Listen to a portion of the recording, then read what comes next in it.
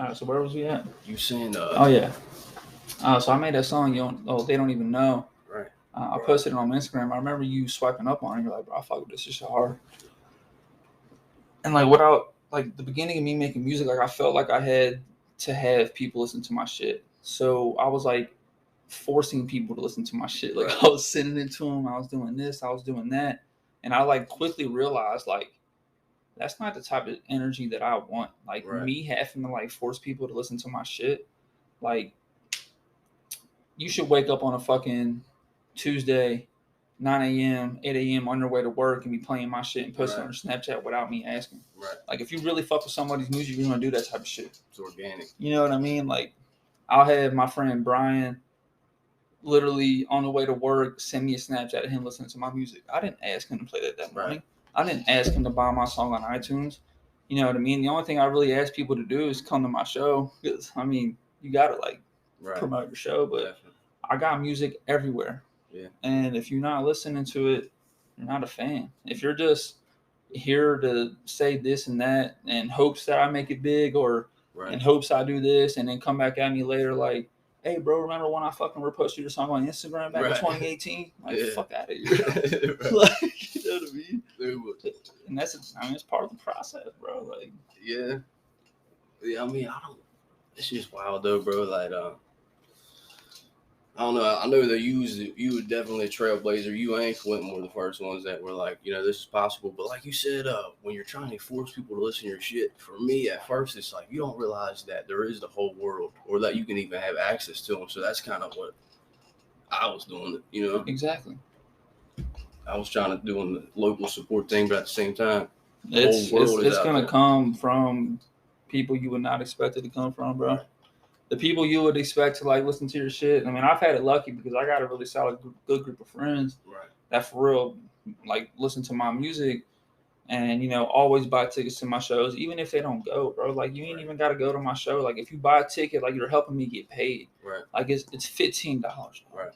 I can see you go spend $15 at Taco Bell, right? But you can't send me $15 for a ticket. Right. Like fuck out of here. It's what it does is it keeps it. It's an intention shower. Really, it's like a testament. It's like these moments are testaments. I feel like. So it's like, and that's kind of why I don't know. I regret kind of.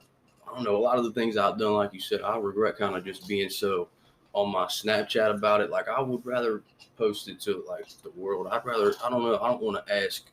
Like you said, I don't want forced. It's forced energy, bro. Yeah, like, I just rather organic. Like people, and half the time, like even if I posted it on my Snapchat story or Instagram story, like people are just gonna like listen, like click the volume button, hear what's playing. It's a beat.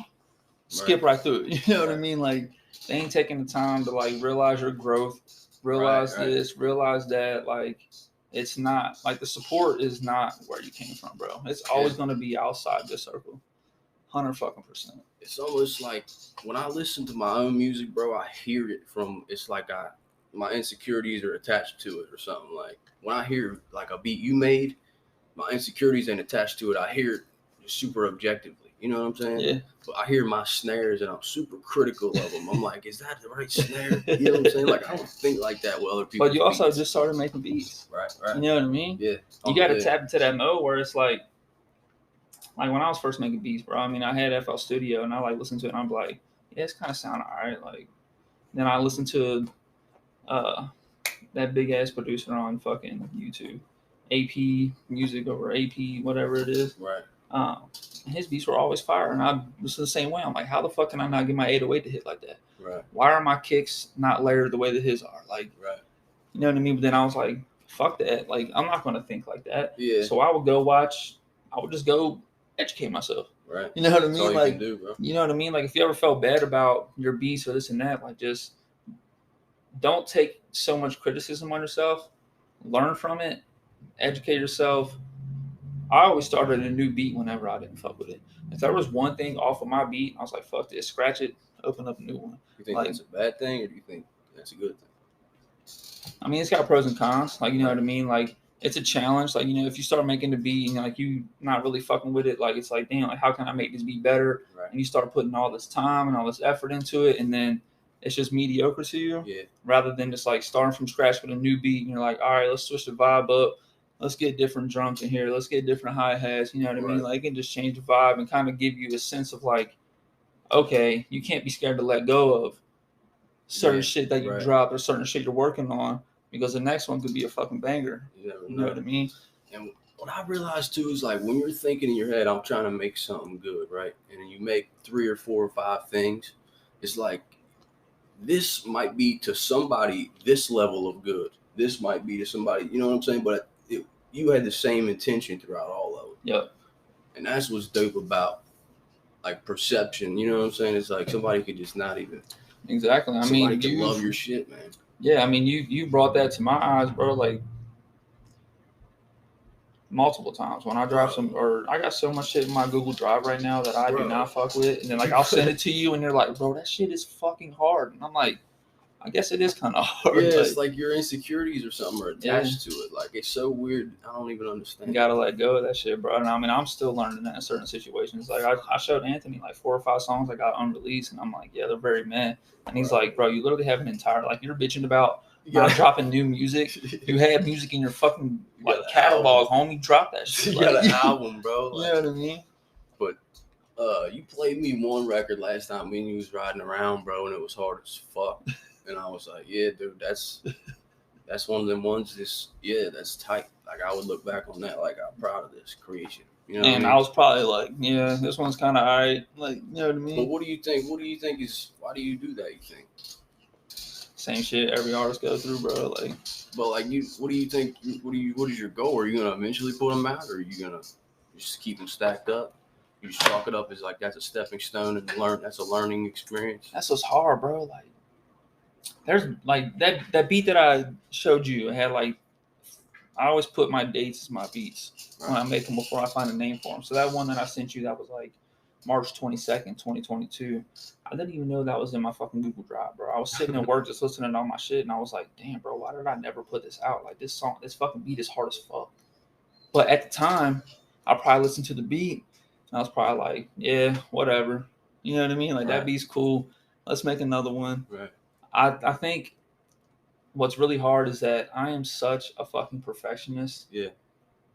And it's such a curse and a blessing at the same time, bro. Like, if I think one little thing is off in my voice, in my verse, in my beat, I don't want nothing to do with it.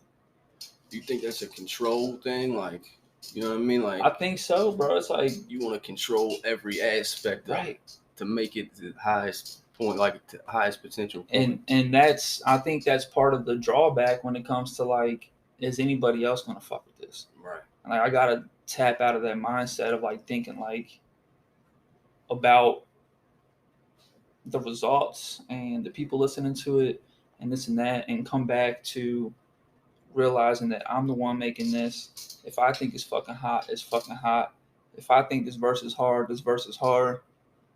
And just kind of scale back on other people's opinions or that fear or anxiety or whatever the fuck it is of like me dropping this and it being a flop. Like that's obviously like I ain't got no fucking hit records. Like all my shit's low key a flop, but it's still hard as fuck because I know it is. I fuck with it. Like flop is a weird thing because does that really matter if the music's dope? No, that's what I'm saying. You know what I mean? No. Because it's there forever. So in 5 years that could get big. You know, and you still own it. Right. I mean, when I drop Everyone Know. I moved back from Illinois. I had all my recording equipment over at Rocky's house. You know Rockford Cola, right? Yep. High school. Bro. I had this fucking MacBook sitting on his mini fridge. My mic sitting on, it was this mic, but it was I didn't have this stand for it. I had a stand-up stand. So it was my MacBook, keyboard, mouse on the mini fridge, the mic standing next to it. And I was like, Rocky, I got the song. It's dope as fuck. Can I come over after work and record it? And he was like, yeah, duh. So I come over, he's got his dogs in the fucking cage. Like, they're fucking out there making noise. And, like, I recorded the song. And I think a year or two later, I made a music video to it. Right. So when I dropped the music video to it, the numbers on the song from 2 years ago shot the fuck up. Right. So you never know, like, when a song's going to blow. I mean, like, shit. Same thing with fucking Russ. All these songs like Losing Control, Right. What They Want, all this Right. shit came out in like 2015. Yeah. And he really got popping in what, 2017, 2018? Yeah. Yeah. Like, but that's why I like making music, is because it's like history in a way. Yeah. It's a timestamp. Yeah. Like, I dropped this song 4 years ago. Well, guess what? 9 years later, that bitch is booming. The same thing with that fucking the artist that made that song for Stranger Things. Right. Running around the hill, whatever, bro. She dropped that song back in the 70s. You know how much fucking money she's making right now, bro? I just heard about that. Yeah, dog, you realize how much money she's making right now? And that's the key with timeless music, bro. It's crazy. That's why you gotta focus on the music. That's the right? type of shit you gotta hold on to. You know what I mean? Like, but I don't know, bro, because I know that, like, I don't know, like, I 100%, if I was in charge of your music, I would have done fucking put it out. You know what I'm saying? Just because, like you said, you just don't know, bro. Like, somebody could love this shit. You know what I'm saying? You don't know. Somebody could love this shit, and it's like the shit like they're jamming every morning, and it's. So I'm saying, like, if you got an idea and you got the song finished or this and that, like, just put it out. Just put it out. You ain't got nothing to lose. Why? I mean, if you don't get enough plays on it, cool, whatever. Like, you put it out and you move on to the next one. Right. Like, there's always the next one. There's always the next time. Like, but it's ever evolving though, because I do that too. I put out a beat that don't get no plays, and I'm like, bro, this is like the hardest beat. Yeah, kind of feel a little weird about it, bro. Yeah. So yeah, that's just being too attached to the results. Exactly. Yeah, you gotta tap, like you said, tap out of that, bro. Just make the shit. Put it out, make it. Put it out, make it. And a lot that's helped me with that type of shit though is like meditating, bro. I didn't start meditating until like probably a year ago. And like, I mean, it might sound corny or cliche or something, but like, bro, meditating is fucking OP. Like, I'm talking like, yeah, that shit just brings you back into like the center of like the present, rather than like focusing on the past. Right. Having anxiety about the future. Not even like in real life terms, like just music or anything. Like, right. You know, I might meditate before I fucking record a song, and it's like, it just clears my mind, bro. And I'm like, cool, and I'm gonna drop this shit. I don't give a fuck if anybody thinks it's whack or not. Like, it makes you still. It's still. Yes, bro. Mind. Like, it's just zen the fuck out. This is where I'm at right now. This is what I'm doing. There's no outside influences on it, and this is how it's gonna be. Well, bro, especially because you got like a catalog, like even Russ said, bro. He had 26 songs before he started doing the 1 a week thing. He had that half a year worth of records just so he had that. Exactly. Like, bro, you got enough catalog to drop every week for how long? You think? You know what I'm saying? How many songs you think you got finished? Shit. It's got to be at least over like 15. See, that would easily that's like build 3 up. 4 months. You know what I'm saying? That would easily build up every week. That's something I've been trying to do with the podcast episodes. Because like you said, bro, we're learning on the job with this shit. And I monetized the first thing. So I'm looking stupid on the internet. On the internet, I'm looking stupid. But it's like, bro, I don't know. Fuck it. Learn on the job, bro. You learn as you go, bro. And at some point, you'll look back on it like fuck it. You know what I mean? I just took a leap of faith. Fuck it. That's how my life's been, bro. I'm so obsessed with taking risks, bro. Like, it's crazy. Like moving to Illinois. What the fuck? Yeah, I don't know. Who the fuck gets up and moves to Illinois? I was like, what the fuck's he doing? You know what I mean? Bro, I was there for 3 years. But like at the same time, like I finished my degree. Right. I'm a first time fucking college student in my family. Yeah. That's huge. I got my fucking kick ass dog. That's a big deal, bro. You know what I mean? Like, because I went to Moorhead for 2 years. And then I quit. I dropped out. And I was like, bro, fuck this shit. And then when I moved to Illinois, I'm like, damn, I got an opportunity to go back to school. Fuck it. I wouldn't have got this if I didn't fucking move here. And right.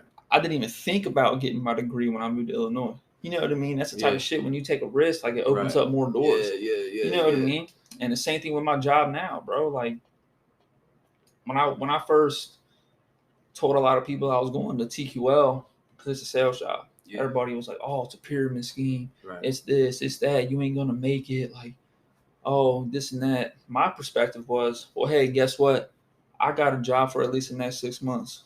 You know what I'm saying? Like, who knows where this could go? For sure. And guess what? I just got paid a $16,000 check. That's a good living, bro. Like, that's a good living. And it's just, that's where my head is. Because if I get an opportunity coming at me, I'm going at it with a full head of steam. And it shows you how, like, everybody else is, like, how much you want to distance yourself from everybody else because you do They're so much so better average, alone. bro. You know what I mean? 100%. It's like you don't I've realize always it. been like that. Yeah. I didn't realize it there for a long time. You know what I'm saying? Like you're in that spell of like just I don't know what it is. Even I don't know. I quit a lot of shit just because of you. I don't know, bro. I mean, people, habits, Yeah, all that type of shit. like, it's just weird. And that's what I learned when I moved to Illinois. Because I spent a lot of time by myself. Like, yeah, I had a girlfriend up there for a while. But like for that 3 years, bro, like I was 22, 21, living in an apartment by myself. New state. You know what I You mean? can't go to nobody's house. It's cold as fuck up there. It's Right. like negative 10 degrees. It's windy as fuck. I'm driving a Honda Civic, like in the snow. Like, see, that's it was terrible. like but then again, like I learned a lot of, I learned a lot more about myself. Like I've always like had a good grip on like myself, just because the way that I was brought up. Right. But like being in Illinois, like taught me some different shit about like spending time by myself and dumping shit and energy into what I want, and that's why I started making music when I moved there. You know, I realized too, like I talked about this on like one of these past podcasts we did, but like a lot of your decisions, bro, like your decisions kind of affect how you feel in a certain way. You know what I'm saying? Like, oh hell yeah! If you're making a bunch of like decisions that you feel guilty about, you just feel guilty all the fucking time. You know what I'm saying? If you're making like taking risks and making decisions that are on faith and shit like that, it's just rewarding. It's a different feeling, bro. And like at the same time, having people that are like doubting you and this and that, and then like once you do it, then they're telling you they're proud of you and shit. It's like, okay, yeah, it's just weird. How keep that same energy you had at the beginning, bro. It's like, just for me, I feel like their opinions are with the wind. Like it doesn't really stand on nothing. You know what I'm saying? It's because a lot of people, I think, realize that they don't have potential to be anything other than the fucking American standard, bro. Like, I don't know. Bro. And I think it's either clear just hate, fear of somebody making it doing something that they can't fucking do, or just for the simple fact that they would never try this because they're too scared of others' opinions. But I try to empathize just because, like, there was a point where I wasn't under that spell. You know what I'm saying? Where I didn't have that revelation of like, you know what I'm saying? You gotta have that revelation first before it's like, you know what, fuck it. You know what I mean? 100%. But you have to have it. Sometimes 100%. You're under that spell and you're just not thinking clearly. 100%. Like, I mean, when I first started making beats, and I was sending them to people, and they would just be like, "Yes, that's pretty dope." Right. I'd be like, "You want to write to it?" And they'd be like, "Yeah, send it over." Never hear nothing back. I'm like, "Damn, bro, like maybe my shit is trash." Well, that's the thing is, in the beginning, like in your head, it's like I know I'm capable of it. You know, so it's like you haven't quite put that time in. Actually, your skill level hasn't quite lived up to that. But at the same time, you're learning on the job. So. And then once you get to a position where, like, like, I mean, there's always a pattern to everything. So, like, once you get into the level to where, I mean, I just made a simple beat in, like, 10 minutes. Right. Like, that's the 10,000 back in the day, that probably would have took me, you know what I'm saying? That probably would have took me hours to just fuck with some shit like that. Right. Because I'm watching YouTube videos on how to make a hi-hat pattern. Right. You know what I mean? Like, that's but the now it's like, cool. Hours. That's what I'm saying. So it's like, that's what I realized is like the talent was always there, right? But you don't have the information, resources, right? Knowledge, like. But it's crazy how far you can come in a short period of time, bro. Like, you know, it's insane. Even a lot of the shit we're doing is, I don't know, and it don't have to blow up overnight. No, hell no. There's no. I mean, the quicker you get into some shit, is the faster you get out, bro. Right. The quicker you blow, the quicker you get out. I mean, it's the people that really have just put like countless hours, days, like months, years into this shit. Right. That might fall off a little bit and then bounce right fucking back. It's not the people that, blow up with one song. Now they got a fucking record deal and they realize, oh, guess what? We ain't selling the artist no more. We're selling this one song. So now if you don't drop another fucking good song, this man's going to be toast. You know what I realized? And it happens so fucking often. Right. because people are tapping into the song rather than the artist. Because the artist ain't got no catalog, bro. But I feel like that's on the listener. You know, a lot of that falls on the consumer. Like, I feel like I listen for the artist. You know, I ain't really like the song is dope, but you can tell like when you hear a Russ record for the first time, you're like, I feel like he's capable of doing this more than once. You know, it's like he ain't just 100%. This one record type. And you know why? Why you think? Because fucking 10 years ago, right, he was putting out 11 albums. Right, putting that time. He was putting out the same type of songs he's making now, just at a lesser quality, just a lesser this. Like, then he fucking learned and he fucking grinded.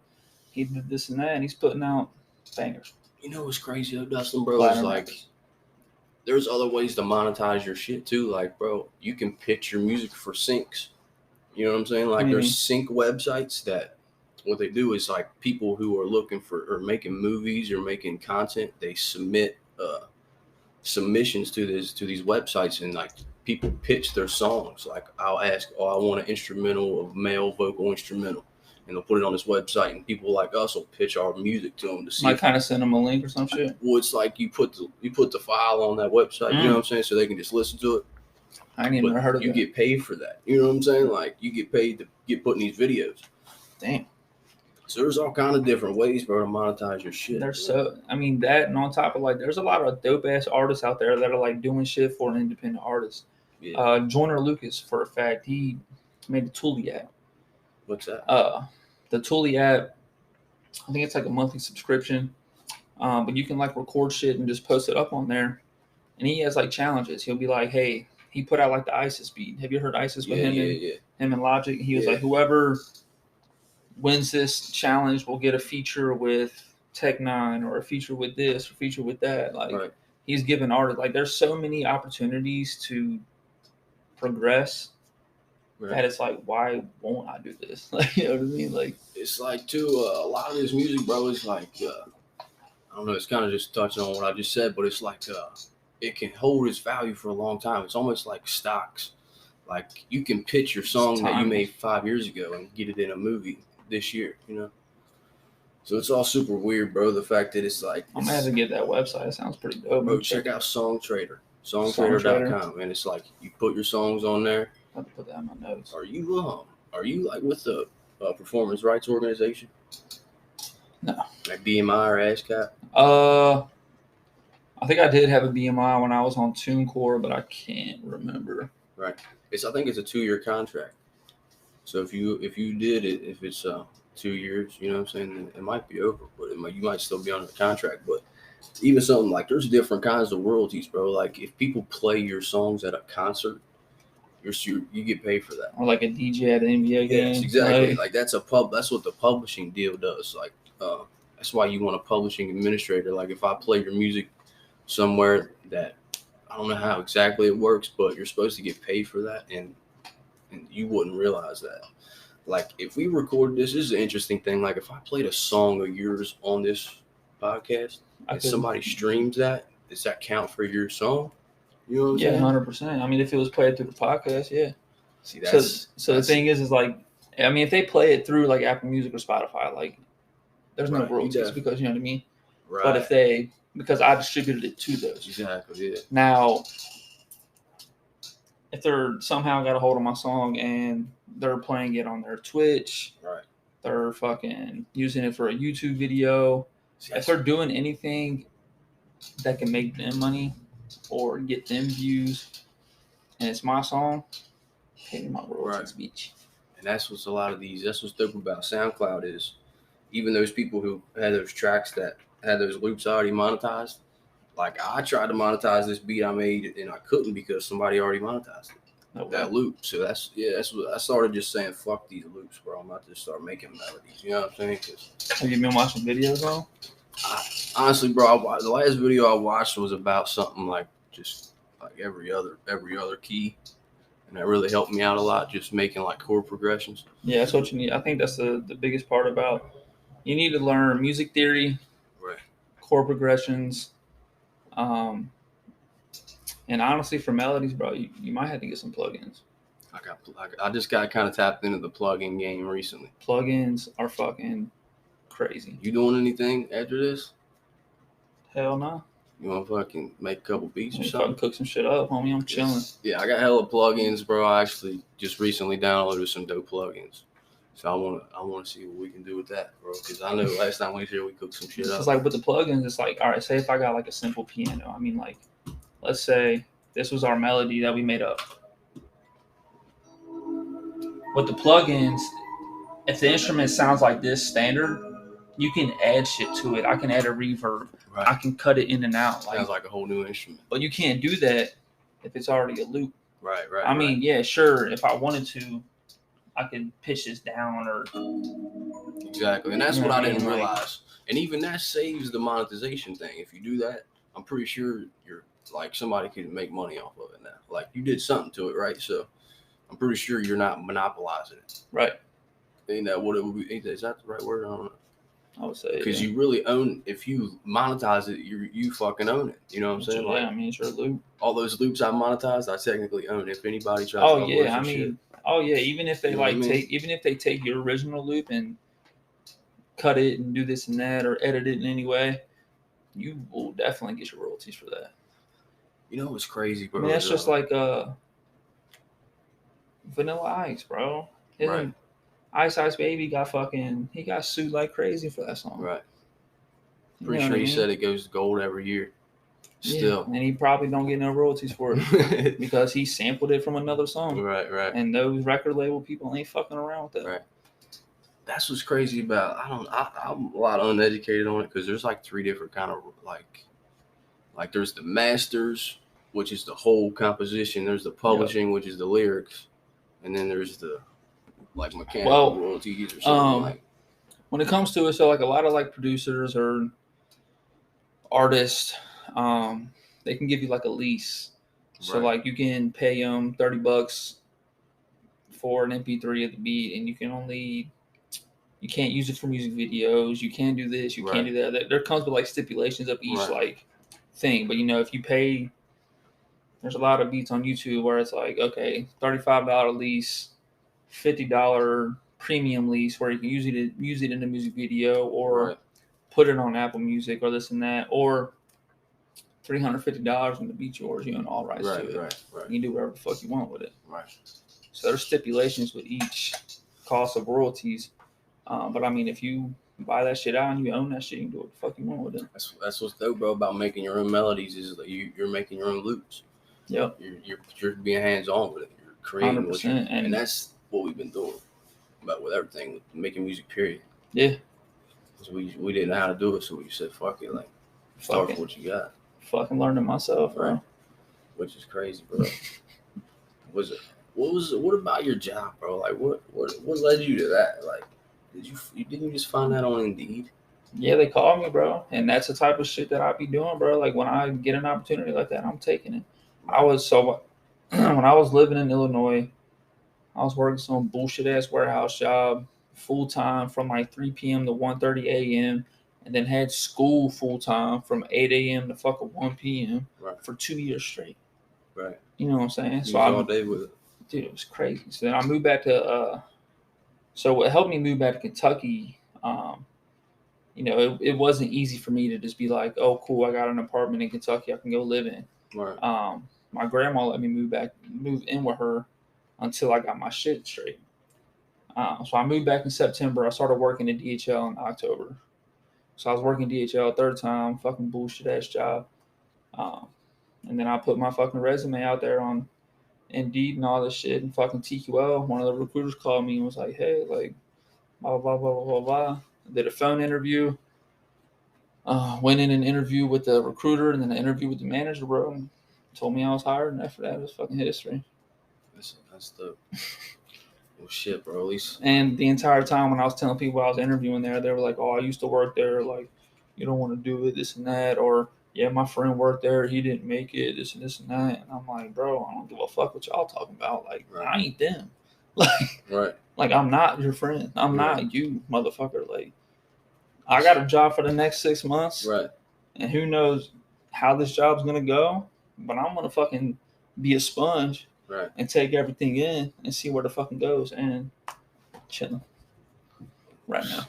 I appreciate you doing this, bro, And if anything, it's shining some light on whatever you got going on as well, bro. So I'll probably 100%. mention you in the description and whatnot. But Hell yeah. Appreciate you. Let's cook up some motherfucking beef. Yeah, let's do that.